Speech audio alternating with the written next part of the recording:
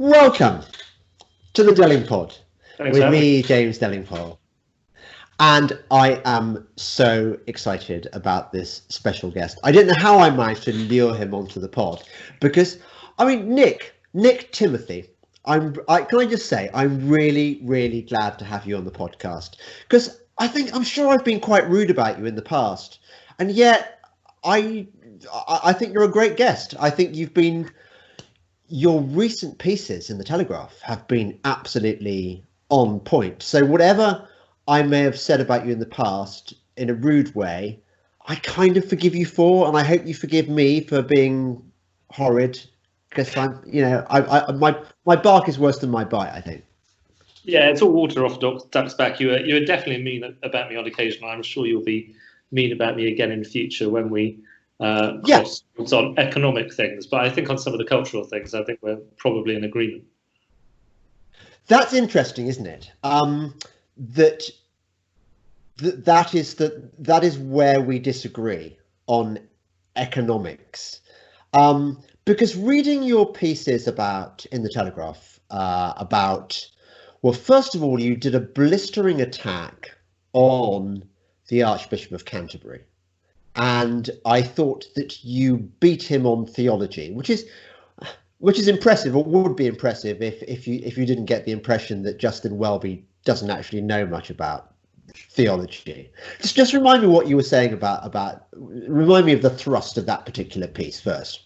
Well, I mean, I must say I was a bit nervous when I submitted the piece because it is something to cross swords with the Archbishop on theology. But what he said struck me as being completely baffling. He was under pressure from absolutely nowhere, as far as I could tell. But he went on the radio to announce that he was reviewing all the statues and buildings that were named after people in the Church of England estate. But he was also he was asked by Justin Webb on the Today programme whether we should forgive people who had committed sins in previous generations, and he said something really strange, which was that there can be forgiveness if there is change now, which I thought was a really odd thing to say.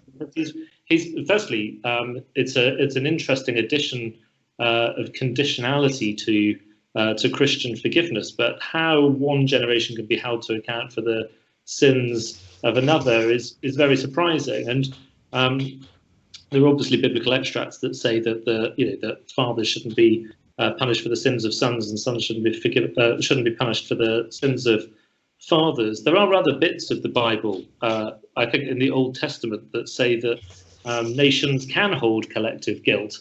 And I was slightly surprised by some Christian left-wingers on Twitter trying to make that argument to me. So it's a slightly novel thing for the left to be saying that nations should be held collectively guilty for several generations, and a pretty dangerous argument to make to boot. Yes, you sound like somebody who's quite versed in your scriptures. Are you a churchgoer? Not really. I mean, I consider myself a Christian, I suppose, but I'm always, I think I'm sort of theologically torn in that I find Anglicanism a little bit wishy-washy the older I get, and I sometimes wonder whether I'm destined to become a Catholic. There's a bit of Catholicism in my family, so maybe there's a pull towards Catholicism that I haven't understood before. Yes, I think a lot of us, feel that pull as we get older. I often it's a bit like the distracted boyfriend meme. I find myself looking over my shoulder at the Catholic Church, and my Anglican girlfriend is going, "What?" Because, I mean, you can see why Evelyn Waugh converted. There is definitely an appeal in. Well, the Catholic Church at its best is not embarrassed by ritual. It's not embarrassed by rigour, which I think the Church of England has largely abandoned. And there's also something quite seductive about the Catholic Church has emissaries. I don't know whether you've ever come across Father Michael Seed, for example. He was the Catholic Church has these very, very charming priests, which I'm sure you'll have come across in your life, who are very good at evangelizing on behalf of the Catholic Church. And it makes you think, that's a club I'd really like to belong to, in the way that you, at the same time, you know, we've got these fantastic churches all over the country, which are Anglican. When my children were younger, I used to take them to Chelsea Old Church, and I used to sometimes take part of the children's service, because I wanted them to grow up to understand that this is part of the fabric of your culture and your nation. That seems to me very important. I think the Church of England is almost more important culturally than it is religiously. Would you kind of agree with that? Well, I mean, I think it's for everyone to make decisions about, you know, what they believe in terms of faith. But I think it's really important. I think it's interesting what you said about children. I think the same about children. It's really important, I think, that kids are brought up with a certain kind of baseline of knowledge of Christianity. Because that is what then gives them the chance to make an informed, or, you know, sort of an educated decision about their own faith. But B, because it's part of what educationalists call cultural literacy. And actually this brings us on to sort of like questions of national identity and things like that. And I always sort of laugh at politicians who talk about things like British values, because they end up either saying it's it's liberal democracy, isn't it? Which is true of pretty much the whole of the West. Or they say it's the NHS, which is like, the NHS is great, it's one particular institution, but it's that doesn't exactly amount to Britishness. And I think Britishness and national identities of any kind come from the really long sweep of history and the stories we tell about ourselves and the institutions that we inherit, and our sort of collective memories, some of which might be mythologized slightly, some of which might be real and actually happen in our own lifetimes. And part of that is our Christian history. And even if you don't believe it, it's important in that respect, but it's also hugely important to even understand other aspects of our cultural heritage. I mean, you know, there's large parts of English literature that you wouldn't really understand if you didn't understand, you know, the foundations of Christianity. Yes, absolutely. I agree with that. I can't. What did you study at university? Oh, I read politics, which I kind of wish I hadn't. Okay. Wish I'd read history or English literature, I think. Yes. I read English. Be a billionaire. Or what? Or maths if I wanted to be a billionaire.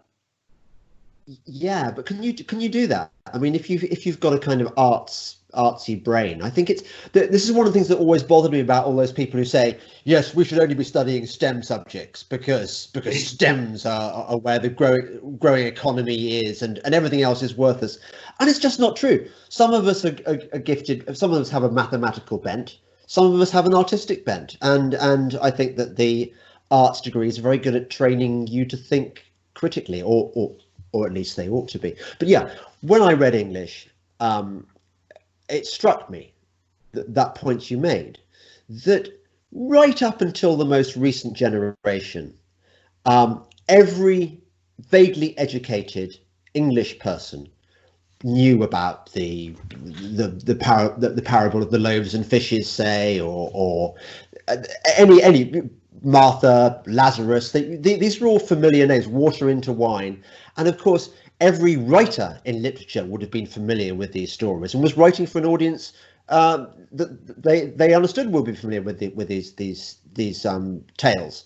And suddenly, we've been deracinated, and that, I think, is where your cultural conservatism and my cultural conservatism align, and why I think you're far more of an ally than an enemy, even though you're a kind of panty-waist squish on the subject of economics, which is good. Yeah, and it's kind of a case we agree on some things and disagree on others. I find it really weird the way in politics people they'll get drawn to a particular body of thought, whether it's like conservatism or social democracy or whatever, and they'll be attracted to it on the ground, on a particular, for a particular reason, and then they feel like they need to conform across the whole piece, because they've decided they're a social democrat, or they've decided they're a conservative or a libertarian or whatever, and therefore they have to apply that logic to everything. I'm not really sure the world works in that kind of way. No, and I have to say, Nick, that it's not just you that I've been disappointed with on occasion. I looked, for example, only yesterday I found myself falling out with the kind of economic allies that I have, people like Christian Niemitz, who's been on the podcast a couple of times, but he belongs to that school of thought which really doesn't give a toss about whether the whole of England is concreted over and whether we build everywhere. And again, I think it's when I see people on the kind of libertarian end of the argument talking in this way, I realise I'm not really a strict libertarian, because I very much care about the English countryside. I don't think we should be building all over it. And I imagine that you probably feel the same way on that score. Yeah, well, I mean, so you're a libertarian who lives in the country? Well, no, do you know what? It's interesting. When people sort of use the term libertarian about themselves, my skepticism antennae start twitching, because it seems to me that libertarianism is missing some key elements. One of which is that cultural thing that we just talked about just now, that religion really is quite important. Whether or not you're a believer doesn't matter so much as you have to believe that this is a good thing, this is part of our culture. I'm not sure libertarians would care much about that. No, and I think, and that is, culture isn't only important in its own right. It's because it contributes to identity. If you sort of think about what it actually means to belong to a nation and a national community, it requires a sort of solidarity, which means that sort of in extremis, you might be prepared to go to war to defend, your fellow countrymen and your territory. But you might also, in a more prosaic way, be asked to pay certain taxes or to accept that the laws that are passed in your country, and that requires a way of recognizing one another and understanding that you will, if you do right, you can fairly expect somebody else to do right by you, that there's going to be some kind of trust and reciprocity. And it's the familiarity of all the shared stories and shared symbols and institutions and places and the stories we tell about those places that means that, if you bumped into a fellow Brit overseas, you would recognise things in one another quite quickly, and you'd be able to talk to one on that basis. And in the same way as if people were pitched alongside one another in trenches during wartime, there was plenty that bound them together because of that kind of common culture. And yes, I think and lefty liberals don't get it either. No, I think that's right. And you can answer this question, or at least attempt to answer this question, because it was raised in the more recent piece you wrote about why it is that our political class, including our conservative political class, have surrendered to this relatively tiny minority of hard left thinkers indoctrinated by Foucault, you made the point actually that it was Rudi Dutschke who talked about the long march through the institutions, not Antonio Gramsci as is commonly thought. You mentioned Gramsci. You also mentioned another person that I hadn't heard of. I've got the piece in front of me. He sounds like a scary cat. Gaetano Mosca. Yeah. Gaetano the Fly. He sounds bloody evil. Who is he? Tell me, where did he come from? I don't think he's evil. He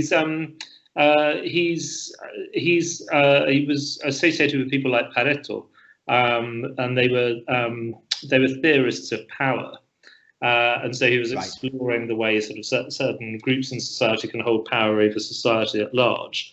But I do think that sentence about how an organised minority can sort of impose their will on a disorganised majority is actually quite an important quote for trying to understand where we are today.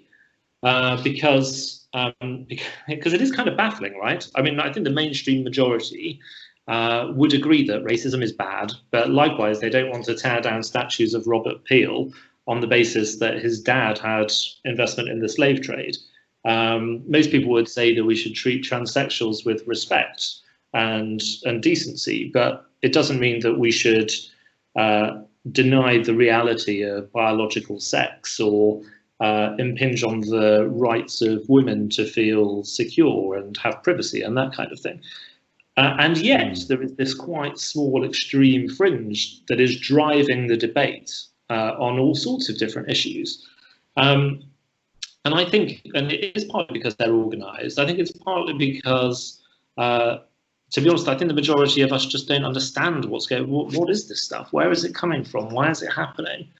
And also, the rules are so confusing. You know, like you can say something that was quite right 2 years ago and is now going to throw you in jail, or it's very confusing for a lot of people. And actually, I think it's confusing for politicians as much as anybody.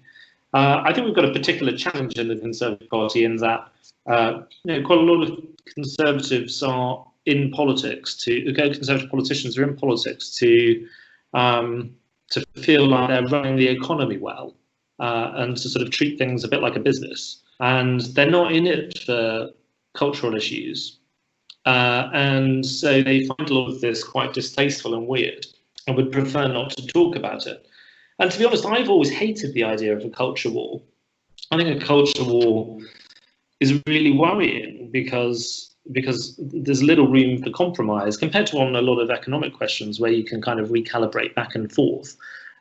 With cultural stuff, it feels like it's quite zero sum, where you know the winner takes all, and then maybe you change who's in power, and then that winner takes all. And I really worry about it. But I've got to the point where I now think we can't wish this away. It's here.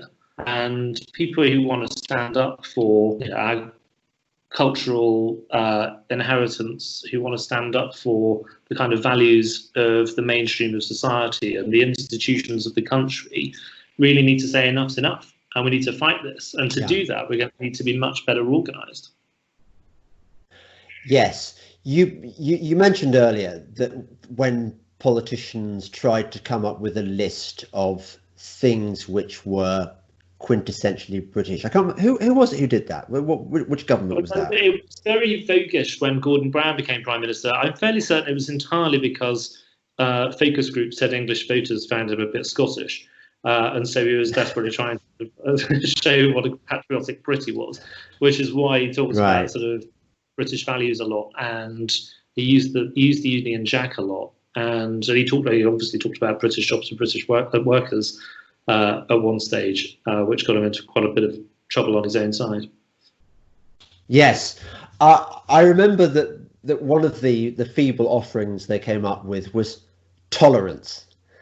And I was thinking, yeah, right. So what? The soldiers standing shoulder to shoulder in the trenches, waiting to go over the top, were fighting to preserve our tradition of tolerance? I don't think so. It is much more. You and I could come up with a list now, and definitely high on the list, I think, would be our history and our religion.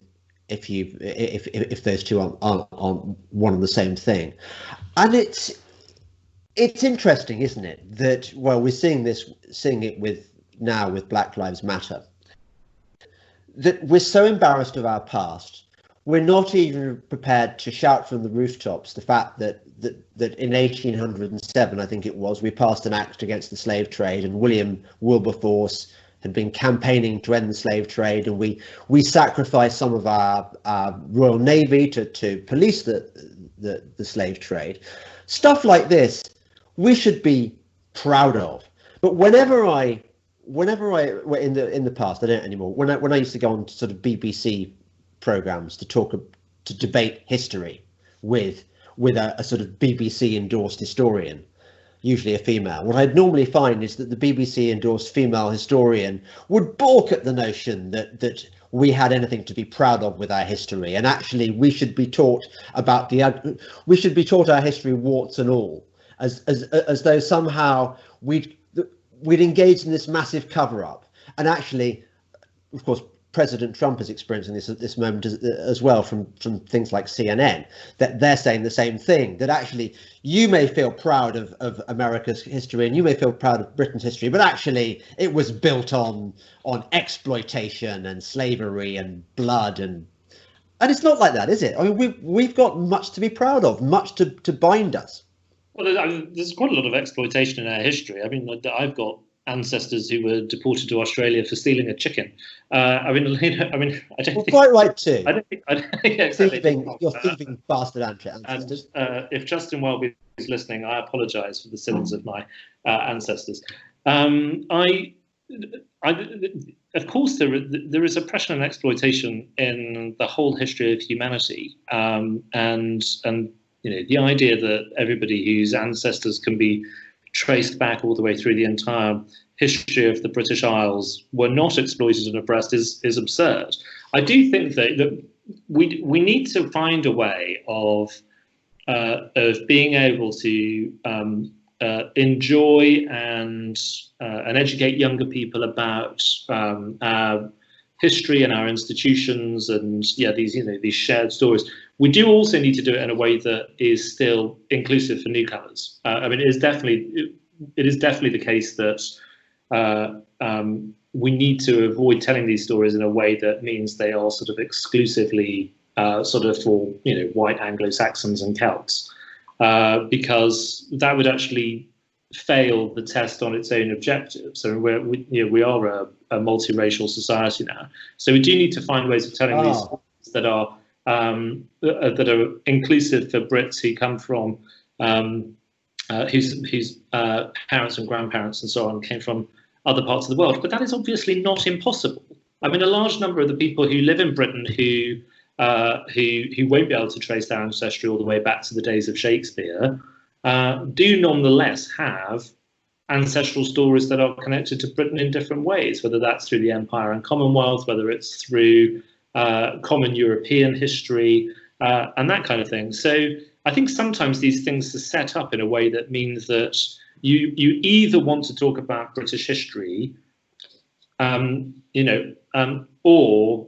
you don't, because you're mindful of the interests of ethnic minorities. Actually, we need to find a way of being able to do both of those things and make sure that everybody is able to take some pride in the country's history and the institutions we have. But that's obviously possible because, while of course there is some bad in our history, as there is in every country's history, there's plenty of good too, and lots that we can take pride in. It's interesting, Nick. I think you've fallen into the intersectional trap there. This is where my cuck antennae have been twitching quite a lot as you were speaking there. I couldn't disagree with you more. I don't think we've got any business trying to adjust our history teaching I really resent the idea, and I think it's common throughout the political class, and I think it's a function of intellectual sloppiness and cowardice. This idea that somehow somebody's skin colour or their particular background means that they can't share in the British identity and the British history. As far as I'm concerned, no, I agree with you. If you're a Muslim kid, say you've come over from Syria, if you become a British citizen, then Britain's history is your history. We don't have to have some special modules about Syria to make them feel good. We don't have to have special Islam modules to show that we care about Islam. Look, the Black Prince may not have been black, but he did his stuff on behalf of every British person, whatever their skin colour. It's our heritage, and I think that this is the thing that really exercises me. That I think that what is really important about our culture is where am I going with this? That I think we need to feel not embarrassed about clinging on to our past, as the enemies of the history might put it, because actually we're not trying to take refuge in a world that no longer exists and rejecting the modern world. In order for the modern world to be a good place to live in, we have to embrace our past as our collective history and celebrate that fact. Yeah, Am I making any kind of sense there? Yeah, totally. And I agree with what you just said. And I actually think it's a real problem when people start to argue that that kids of minority ethnicities need to be taught, Stormzy instead of Shakespeare. That in itself is racist and patronising anyway. But it's and Stormzy's shit as well. Exactly, Shakespeare is one thing and Stormzy is quite another. I mean, I agree.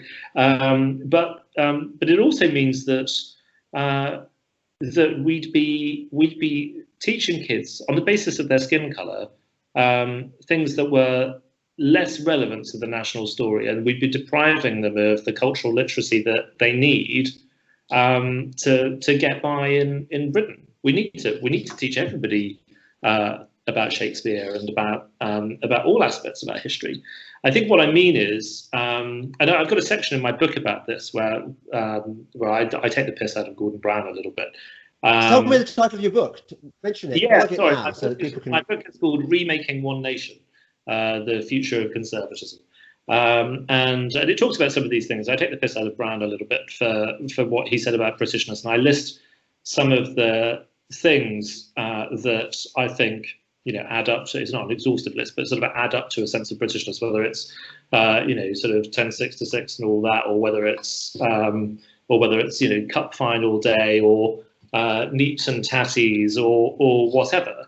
But I think, but firstly, there are certain things that are true to the modern British identity that actually do come from other parts of the world, which should be acknowledged a lot. The Balti, I'm a Brummie, the Balti.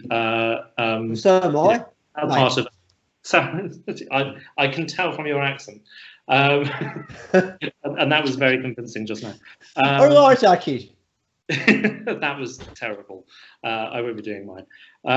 But that's as much as like part of our sort of like food heritage now as lots of traditionally English things. But I think that one of the challenges is if your if your heritage is subcontinental Asian, if your grandparents are Indians, then if you sort of if you look at a picture of Churchill and you're talking about Churchill, then firstly, Churchill doesn't look like you, whereas he does look like you and me, a bit fatter, a bit older.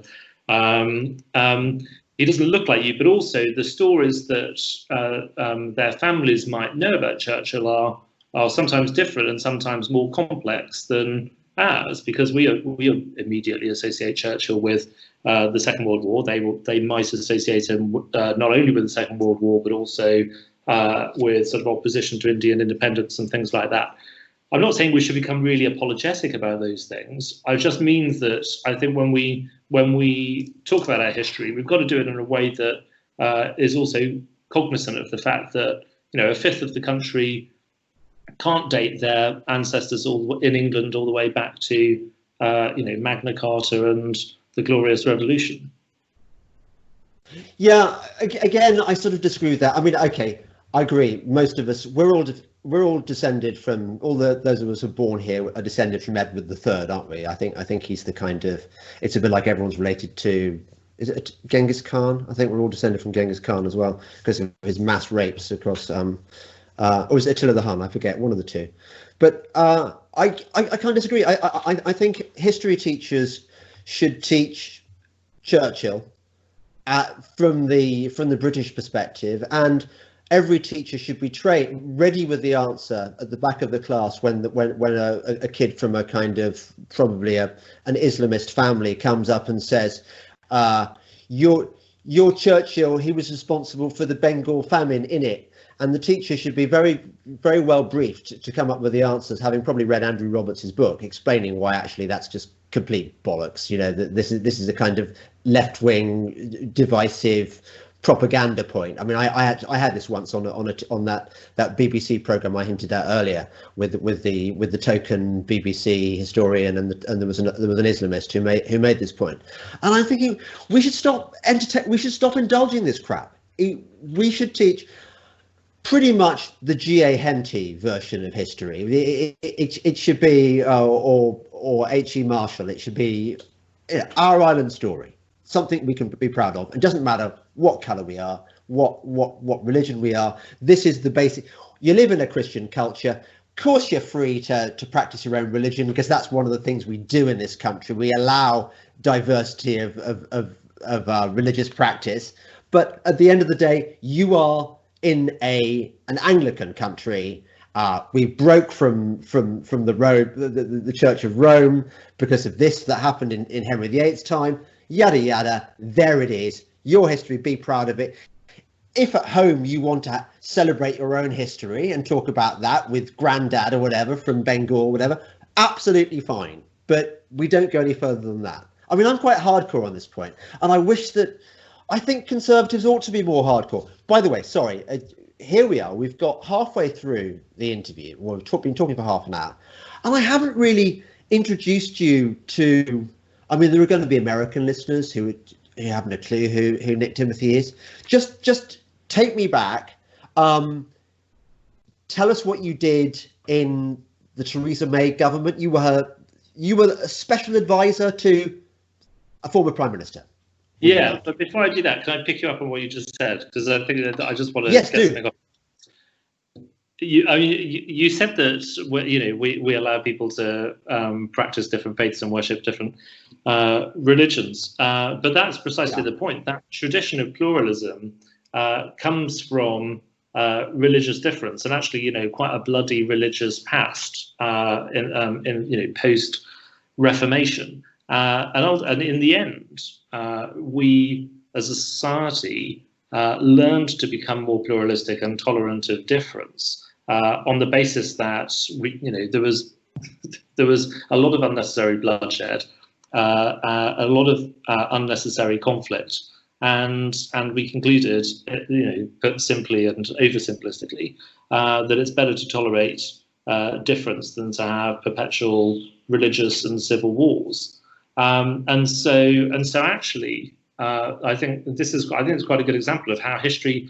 I don't think it should be taught in an overly sort of simplistic narrative sense. Of course, we need like kids to understand chronology and narratives, and it should be taught in a positive way. We've so much to be proud of as a country, but actually, I think it's through difficulties like that we became a more pluralistic society, and we should apply some of that logic in what we're talking about now, I think.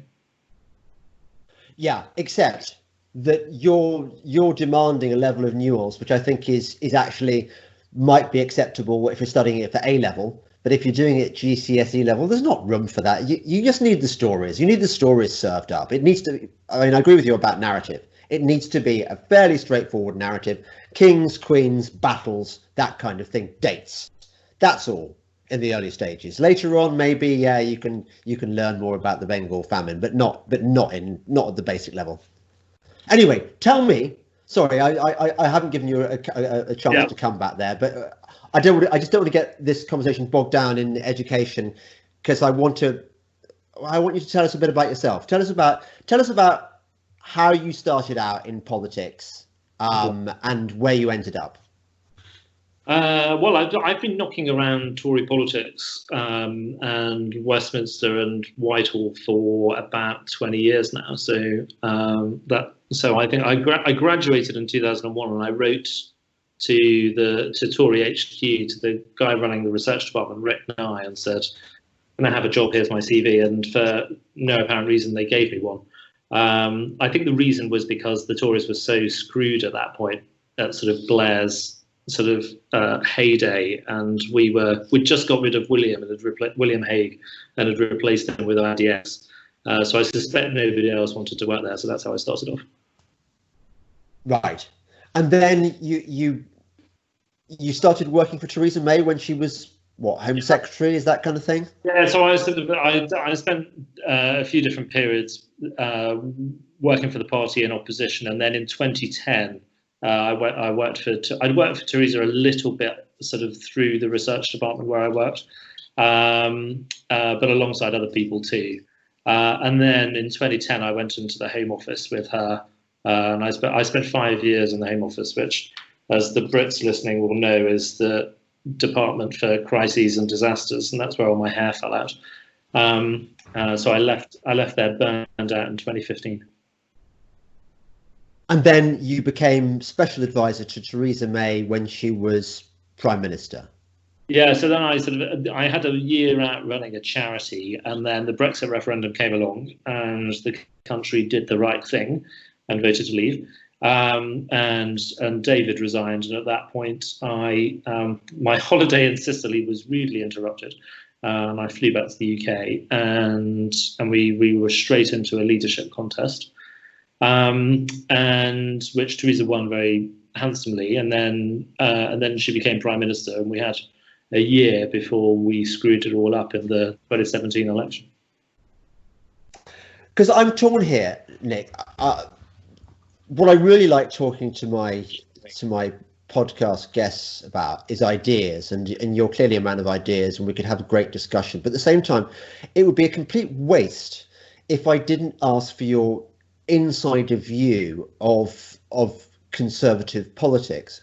And I was thinking, I kind of owe you a semi-apology in that I've said in the past that Theresa May was the worst Prime Minister, Conservative Prime Minister ever. But Boris Johnson has said, hold my beer. Hold my beer. And he's, I mean, effortlessly eclipsed. I mean, I don't know whether you agree with me on this one or whether you even wanted to venture an opinion, but it seems to me that this has got to be, I mean, Ted Heath, I suppose. Ted Heath was really, really shit too, but I'm not sure I could ever envisage a worse Conservative administration than this one. I mean, or a worse Prime Minister than Boris Johnson.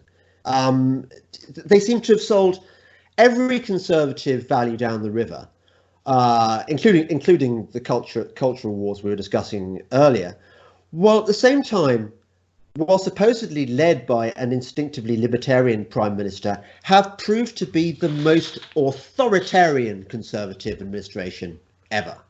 So tell me, am I right? Yeah, I mean, you are a polemicist by profession, I think. Is that fair? Well, I don't deliberately, don't wake up in the morning and say to myself, what can I argue in a really exaggerated way in order to generate lots of heat but no light? That's not how I think. I think sometimes we polemicists, as you call us, or the other word people use is contrarian, as though we adopt positions just to be difficult. Yeah, no, I don't. I say no. I speak very much as I find things. I suppose I do get passionate and angry about real injustices, like we're experiencing at the moment with, for example, the masks, which were foisted on us this week. I think this is absolute lunacy. But I do very much worry about the authoritarian direction that this government is going in, and I'm not even inviting you to agree with me here. What I really wanted to ask you is a more basic question, which is, why is the Conservative Party, well, the parliamentary party, so utterly shit? I mean, why? It seems to be a government of all the no talents. There seems to have been nothing good about the Conservative Party since Margaret Thatcher. And I wonder whether you could sort of help make sense of this to me. Why is it that there are so many, well, number one, why are there so many MPs in the party, like that thicko ex-army chap, what's his name, Johnny Mercer, who clearly are not Conservatives, who are clearly just there to be MPs? Why are there so many of those? Why is the Conservative Party incapable of standing up for conservatism of any form? And is there any hope? So those are my questions to you. Well, I mean, I'm very glad you said that you weren't inviting me to agree, because I think what you said was a load of bollocks, to be honest, in the nicest possible. I think, no. I mean, partly it depends on what we think conservatism is, and I think a lot of people are under the mistaken impression that conservatism is some form of libertarianism or sort of strong liberalism. And to me, what about Thatcherism? Well, yeah, is that an aberration? No, I'm not. I think Thatcherism is a bit complicated for me because I think she did an awful lot of what was necessary and, frankly, just in time. But I think she also unleashed some sort of social forces and bequeathed some quite serious long-term economic problems that we're still struggling with as a country. And actually, briefly, what? Well, I mean, the sort of rapid deindustrialization of parts of the country, and I'm not defending the sort of state subsidies or the way in which some of those nationalized industries were run, but I mean, it's definitely true that if you look at some of the regions in the Midlands and north of England and in Wales, some of those places are still suffering from quite long-term economic problems, some of which were brought about by the loss of the large employers in those places in the 80s. Do you mean the mining industry, for example? I can see why that might have been essentially destructive. And manufacturing at large declined considerably through the 80s and 90s. I mean, the West's manufacturing base has declined quite rapidly over the last 20 years or so, but actually Britain started declining much earlier. Does that make you a Donald Trump fan? No, because he's kind of onshoring American industry, isn't he? After years when it's been kind of sent out to Mexico and China and stuff. I think there's a couple of things that Trump actually correctly observed, whether he did it himself, whether it was his advisors, whether he kind of stumbled across it, or whether it was really thought through. I don't know, but I think he spotted two things that I think. I doubt some of his solutions, but I think the observations were correct. One is the world has needed to stand up to China for a long time, and actually he started to do that. And the second is that we've got this kind of mentality with policymaking. It's true in Britain as well, where there's this kind of crude utilitarian calculus, and you can sort of see it in, like, when you're inside government, you see it all the time with impact assessments, and policies are subject to these impact assessments, which themselves are based on all sorts of assumptions about the way the world works. And if the impact assessment comes back saying, well, this particular policy, in net terms, overall, over a period of 20 years, will make the country a fraction of 0.01% better off, then it's worth doing, even if it completely ruins an entire region of the country or an entire sector of the economy, or requires things that the public don't really want. And correspondingly, there are things which might be of real social benefit or of real benefit to a particular part of the country that won't get done because the great impact assessment treasury machine comes back and says, oh no, it will make us incredibly marginally slightly worse off over a period of years. And see the way that logic applies in things like trade agreements, or in Britain's case, a lot of the time, immigration policy, for example. And I think it was that kind of utilitarian logic that led, certainly the Clintons, both of them, would sort of stand up and say, well, free trade is good because it makes us all very slightly better off. But they didn't really stop to think or talk about what that meant for families in the Rust Belt. And I think since Bill Clinton signed the treaty that effectively took China into the WTO, I think something like 60,000 American factories have closed. 60,000. Yes, well, we did a podcast about this actually. That the admission of China to WTO 3 months to the day after 9/11 was far more damaging certainly to the Western world than 9/11 was. The fallout has been far greater. So I agree with you on that one. Although it does sound like a kind of Observer editorial from 20 years ago. What you're saying there, that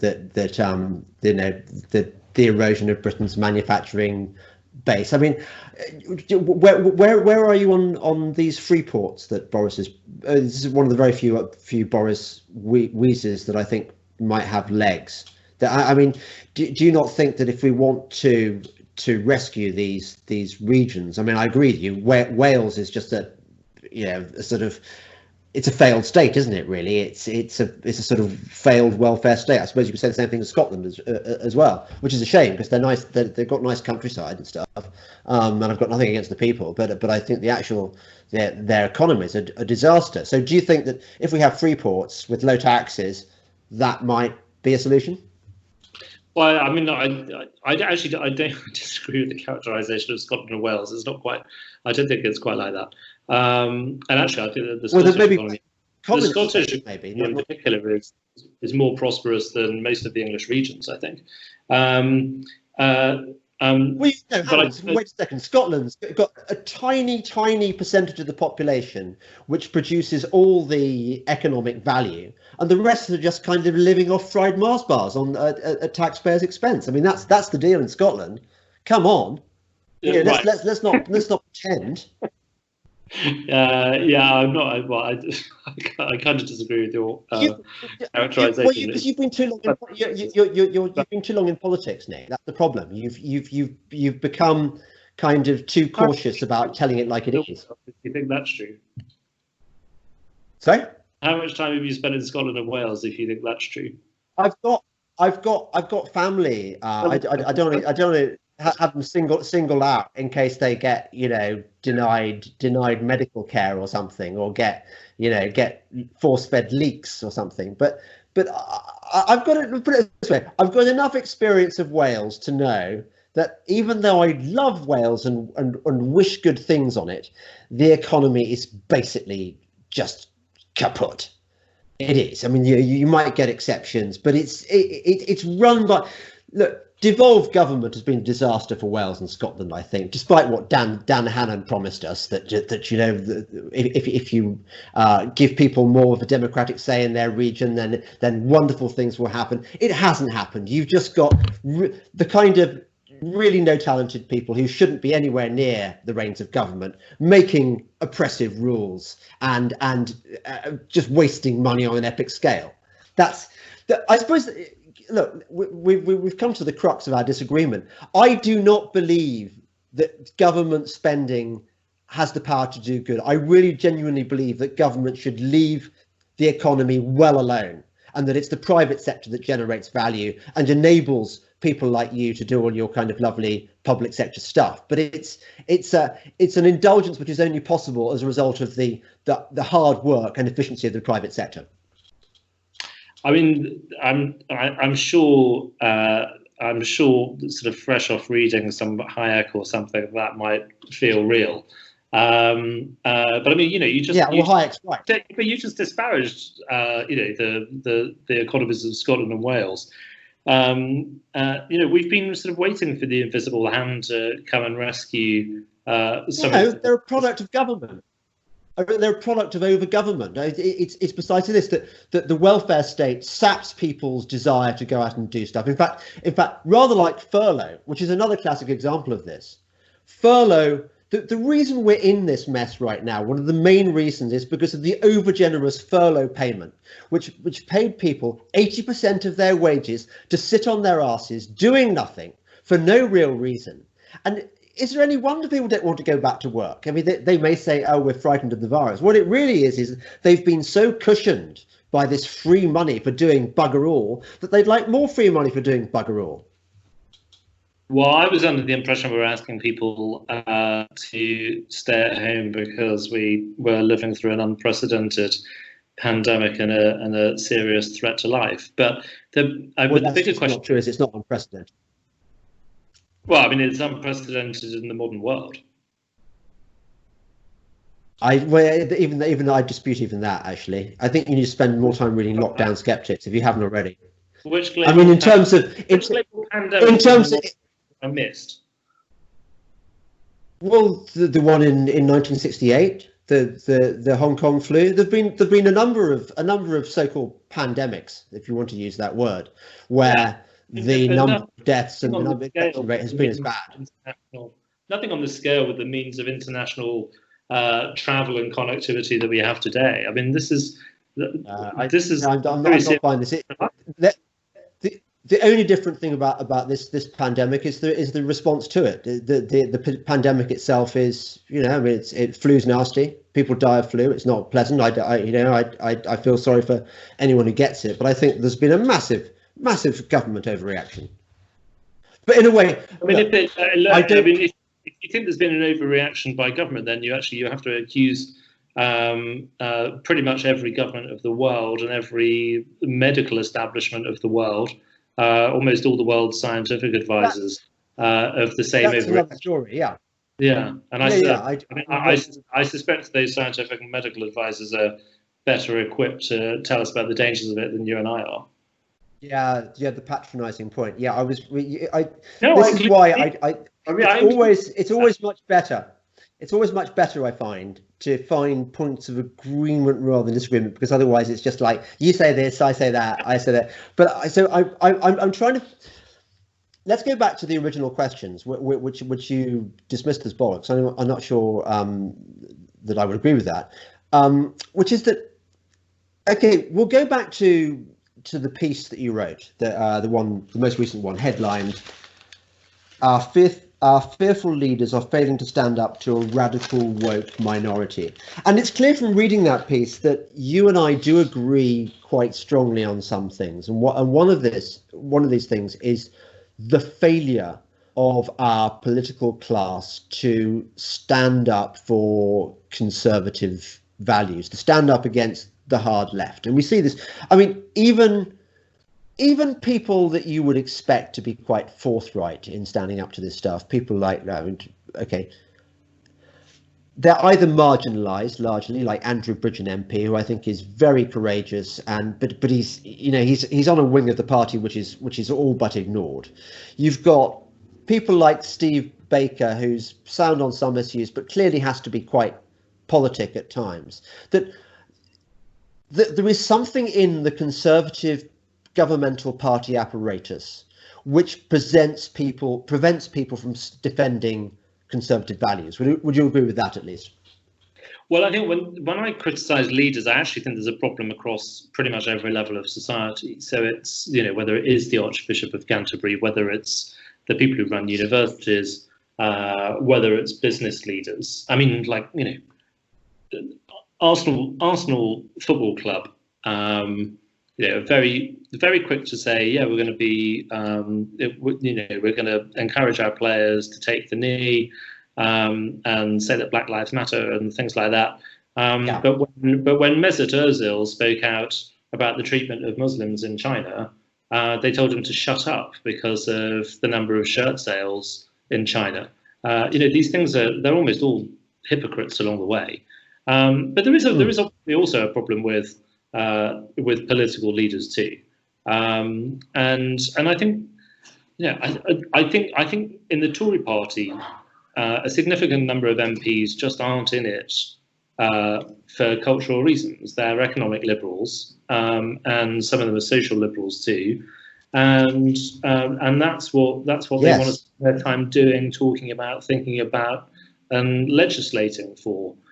So they find a lot of these arguments terribly embarrassing, partly because they're so polarizing. So it really is quite often a case of, well, do you believe in pulling down these statues, or are you a racist?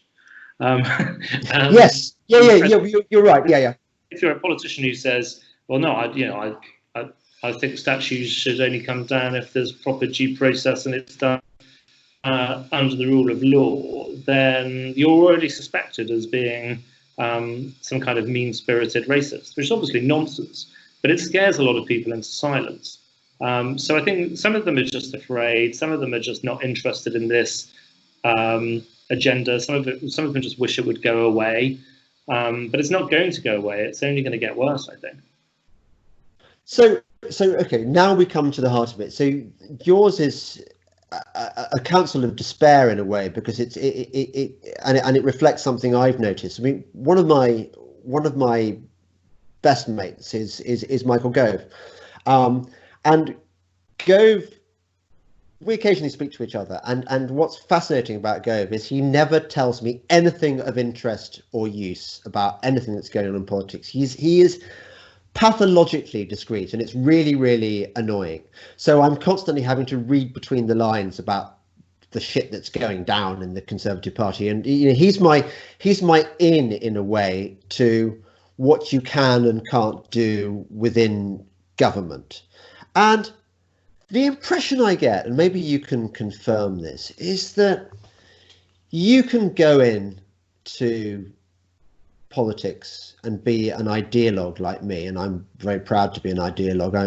I believe in first principles, and I think that we should act according to first principles and think everything through on those grounds, because then you know what your clear line is, and you know how to do the right thing at all times. And the impression I get reading between the lines is that the system is so compromised that the deep state, the civil servants are so irredeemably left wing, that there are so few decent players to pick from for cabinet level appointments, that actually to expect the Conservative Party to do anything conservative anymore is just a fantastical delusion.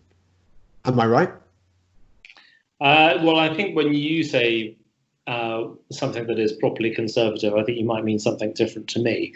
I mean, I think the state itself is a problem, and it needs to be reformed considerably. I think the civil service is a problem. It's some of the senior civil servants, I think, have delusions of grandeur, enjoy the lack of accountability, think that they're the permanent power. Politicians come and go, but there's not enough expertise. They recognise generalism, and people move in and out of jobs every 3 minutes, so nobody really knows everything. They don't move in and out of the private sector for maybe cultural reasons. Actually, I think things like pension contributions and boring rules like that make it harder for them to do it, which is a problem. So I think the civil service needs to be reformed. I think I would decentralise more. I think part of the problem is that we're trying to run a complex country of 70 million people from Whitehall, and that almost by definition means it's very difficult to succeed. And so I think, I personally favour a federal United Kingdom with an English Parliament and government, and probably decentralisation within that.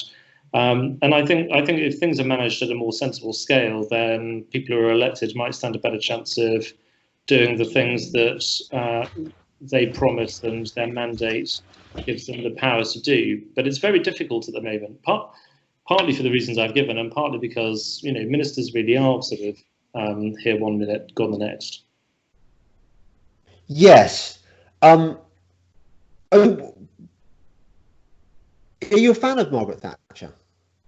Yeah, I think I've probably got a qualified opinion of her, in the sense that I think she did some incredibly important things, but I think the sort of the speed of the change was such that certain communities haven't recovered, and then later decisions by other governments have probably compounded some of those problems. And I think she, I can't remember who it was said that she thought that by freeing the economy, she sort of envisaged a society in the image of her father, and she bequeathed a society in the image of her son. And I think there's a little bit of there's a little bit of truth in that. So I mean, I think she's undoubtedly one of the great figures of Conservative politics and British government. But I mean, it's not that, you know, I wouldn't lionize any individual politician, because they all make mistakes as well as alongside their achievements, and even their achievements are sometimes tainted by the fact that actually, times move on. And I think it serves the Conservative Party really badly to be arguing about her, 30 years after she left office. Okay, the reason I was asking about Margaret Thatcher is that Martin Durkin's line on Margaret Thatcher is that she wasn't really a conservative, she was a radical, and that she wasn't representative of conservatism. And I have to say, looking at it is partly true. Partly, yeah. I think she was actually quite socially conservative. I think she was probably underestimating some of the forces she was unleashing through her economic radicalism. Okay, so we've agreed that your version of conservatism your understanding of conservatism is different from my conservatism, which makes it quite difficult for you to answer the next question in a way that's going to satisfy me. But what conservative things have any conservative governments done in the last decade or so, other than sort of holding the line and maybe being slightly less shit than it would have been under Labour? To be honest, I think if you think about the fact that Blair was Prime Minister for 10 years, and he created devolved government in Scotland and Wales, for better or worse, and he and he and Gordon Brown left really big legislative frameworks like the Human Rights Act and the Equality Act, which we're still living with. Then actually, of the really lasting things that have happened since 2010 and the Tories getting back in, you would say that Brexit is probably the only one, and that was done by mistake because Cameron didn't want it to happen. Yes, and I'm frustrated with the modern Tory party that it hasn't tried to build. It hasn't tried to build institutions or renew institutions or reform them to make sure that power resides with people and communities and so on. And it hasn't tried to unpick some of those quite, I think, unfortunate changes that Labour bequeathed us. And so if your complaint is that, I completely agree with you. That is my complaint. If your complaint is, look, Boris's government is talking about spending lots of money through infrastructure spending and it's telling people to wear masks because of the virus, then I kind of disagree, because I don't think those things are unconservative. But if it's the first thing, I'm totally with you. Yeah. Well, look, I'm a great believer in kindling our love rather than fomenting dissent between us. I think that the Equalities Act and the Human Rights Act have been devastating to Britain's culture. Surely, the very least the Conservative Party should be doing, the Conservative government should be doing, is repealing those things, because they are undermining everything that a Conservative Party ought to be doing. Yeah, so why is there no appetite for that? Well, I'd like to see that, and I think we should also remember it's kind of incumbent on all of us to make these arguments. We need to try to create an intellectual climate in which people understand why these things might be necessary, and where there is some pressure that starts to be put on Conservative ministers and advisors to do something about these things. I wouldn't be altogether surprised if the Human Rights Act, and it's not just the Human Rights Act, it is actually membership of the European Convention on Human Rights itself that I think is the problem. I wouldn't be altogether surprised if that did become an issue over the next few years. And the same with the Quangos, which as we know, Tony Blair and then Gordon Brown stuffed with Labour apparatchiks. And yet when it's come round to, let's give one example, the Electoral Commission. The Electoral Commission is bought and sold, but it belongs to Labour. Or it belongs to the left anyway. It does not give. Look at the way it treated people like poor old Darren Grimes. It's not about justice. It's not about preserving the integrity of the electoral system. It's about enforcing the left's agenda. And yet, what are the Conservatives doing about this injustice? They don't seem to be reforming it. They seem to be letting it get on with its own evil work. Yeah, I think there's a few things about this, because I think that periodically you get Tory activists or people in the Conservative sympathetic media saying, why the bloody hell have they just appointed this person to this Quango? Or how is the NHS still run by a former advisor to Tony Blair? The hell is the Electoral Commission all about? And I think the Electoral Commission is beyond redemption. It needs to be abolished, and we need to probably replace it in some way, but it certainly should be abolished. My view is it is partly about personalities and the political beliefs of the people in the positions, but only to a point. Because even if you appoint perfectly sensible Conservatives to these positions, you find that they themselves are fighting a kind of losing running battle internally as well. So I think yes, in part it is actually the nature of Quangos themselves, and so I think there is a case for plenty of the Quangos to continue existing. Some of them that might not be the case, and we might be able to abolish some of them. But actually, I think, and this was, I come back to the Human Rights Act and Equality Act. Why is it that relatively normal people, some of many of whom aren't especially political and aren't necessarily left wing, why are they creating this permanently politically correct culture? And I think part of my answer to that is, well, it's not a surprise if every time the police or the probation service or prison officers or whoever, whenever they have to make a decision about protecting the public and cutting crime and catching criminals, they have to balance it with the rights of criminals or illegal immigrants or whatever, because of their article this rights and article that rights.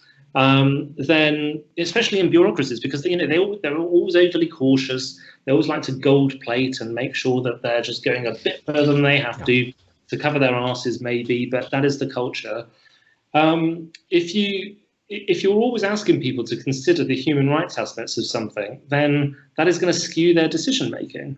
And similarly with the equalities legislation. So if you impose on every bit of the public sector across the country the public sector equalities duty, and you say pretty much anything you have to do, every change you want to make, you have to, I don't think these are technically compulsory, but in effect, they end up being something like that. They have to do these equality impact assessments. Then it's just the same as the human rights thing. It's chilling. It sets the parameters of a decision. And I don't think it's then a surprise that all these public sector bodies basically come across as left-wing as they are right now. I think it's in large part because of those legal frameworks. I think I've heard this before. I think this is a point that Peter Hitchens has made. So, look, you've got better Westminster contacts than me. Do you get any sense there's any appetite for making those massive changes? I mean, it's quite a big deal abolishing acts, isn't it? Yeah, well, Axing acts. It's difficult to say that, axing acts. I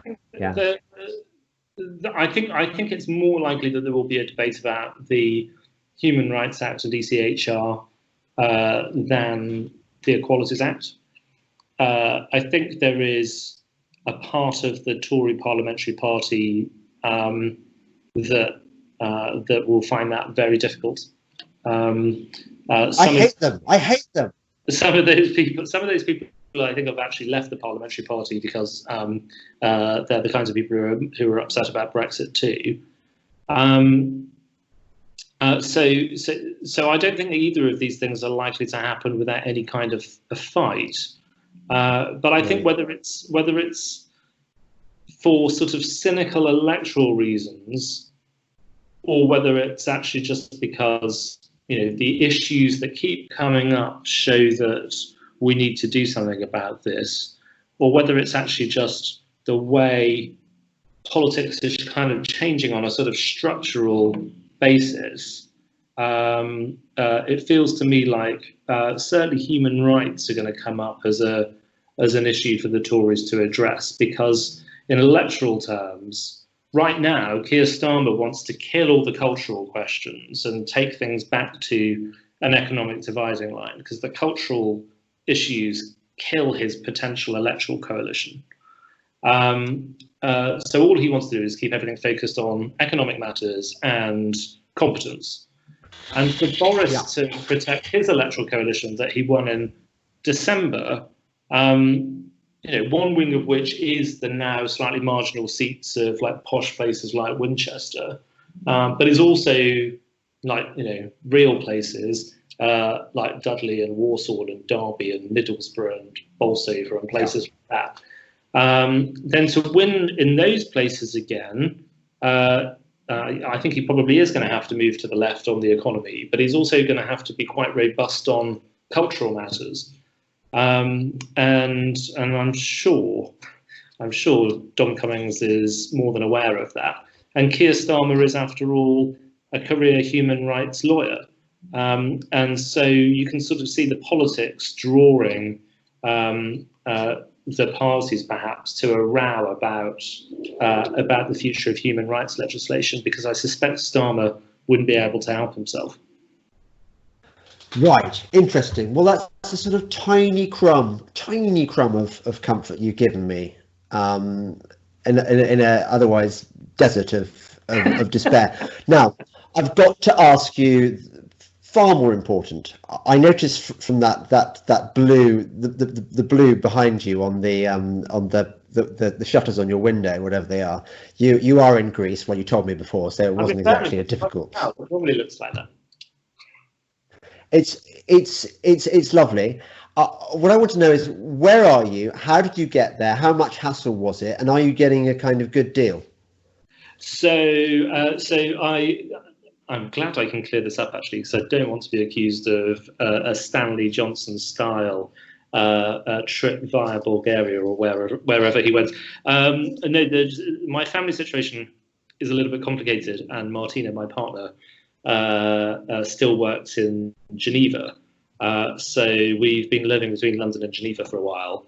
And so at the beginning of, just before lockdown was obviously about to arrive, I went out to Geneva. So I'd been in Switzerland for most of the lockdown. And then last week we came to Greece, because it's quite typical. There are hardly any cases in Switzerland and not very many cases in Greece. So they're completely relaxed about flights from Switzerland. I think they're a bit more paranoid about Britain. But are you renting somewhere? Are you staying in a hotel? Are you renting an apartment, or what? Or is this your property? A little house on the island of Paros, which is very nice. And so, look, this is what I'm trying to find out. I'm desperate for some Mediterranean sun and some calamari or similar. How is it? Is it kind of empty at the moment? Is it a good place to go at the moment, Paros or the various Greek islands? I think it's a little quieter than in other summers, but it's so it's not quite the same, and I think the locals are a bit nervous. You can tell that there's a certain. I think they probably take the distancing and the mask wearing and that kind of thing a bit more seriously than certainly they do back in Geneva. Yeah. Oh right. So when you go out to your taverna, they're coming. Zorba is coming over the mask. Is that right? Yeah, quite a lot of people wearing masks, especially in shops, and the restaurants are just quite quiet. Right. And have the prices gone up, or is it about the same? Yeah, it's all about the same. The flights are quite difficult to get, but other than that, it was the same. Right. Okay. Well, thank you for that key travel bulletin. Do you want to And listen, Nick, it was called "Wish You Were Here." That terrible travel program in the 80s. I feel like I just did a bulletin. Judith Chalmers, yeah, I believe, was the presenter. Yeah. Those were happier times. Though we concerned ourselves with trivia in a way that we don't anymore. You're not allowed to talk trivia. You're not allowed to talk. Everything is politically charged. I mean, that's not my imagination, is it? I definitely think that's true. I think we spent years saying, lots of people spend years saying that they wished people were more politically engaged. Now everybody's politically engaged. Everyone's permanently furious.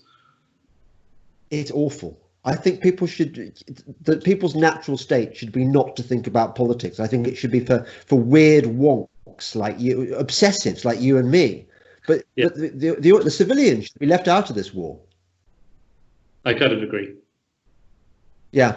Okay, Nick, thank you so much. I mean, I particularly appreciate this, given that you've sacrificed over an hour of your Greek son.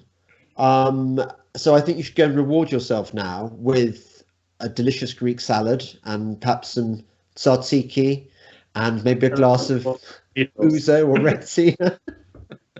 I'm just being envious here. You know, I'm fantasizing about your situation. Thank you very much. No, I really appreciate it. I'll know you later. I'd appreciate that. Okay. Oh, one more thing. Some people are subscribers to my Patreon and my Subscribestar are getting this podcast much earlier. So if you want access to future podcasts earlier and also to my weekly Not My Spectator column, don't forget, sign up to me, either Subscribestar or Patreon, and then I can afford more holidays in Greece, probably, just like Nick. Thanks, Nick. Great. Enjoy your holiday. Thanks very much. Bye-bye. Bye. I'll put